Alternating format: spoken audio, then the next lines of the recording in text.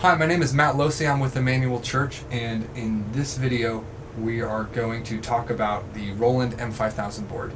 We currently have M5000s at the Banta campus and the Greenwood campus, and right now I'm actually working on a 5000C, which is slightly smaller, but other than that it is exactly the same. There are 3 fader banks on the 5000 instead of 2 on this 5000C.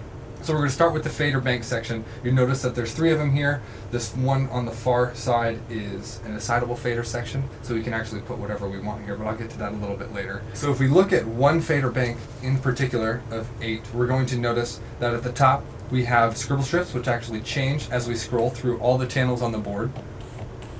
We have the select, which is actually going to bring up the channel strip so we can start to address any patching needs, gain changes. We can look at gates, compressors, EQ, etc.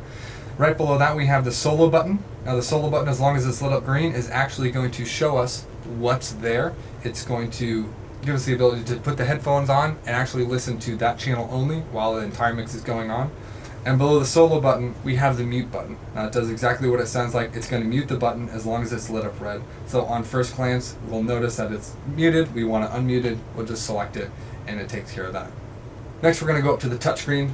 There's a lot going on the touchscreen. It's always changing depending on what you have selected on the board. Currently we're in the overview section, but if we want to get a little bit more in depth we can actually click on anything that we have here, and we'll notice that these knobs underneath change color so that we can manipulate whatever's going on screen. So this blue knob here controls the threshold on this gate, this green knob controls the range, and so on and so forth down the line. The next thing we're going to worry about is the scene selection. We most often don't actually manipulate the scenes, but if we were going to look at them, we might see certain things such as a wedding, a special event, perhaps there's a funeral or something that's going on in the service that we need to change all the patches for so that they can all change there as you scroll between the different scenes.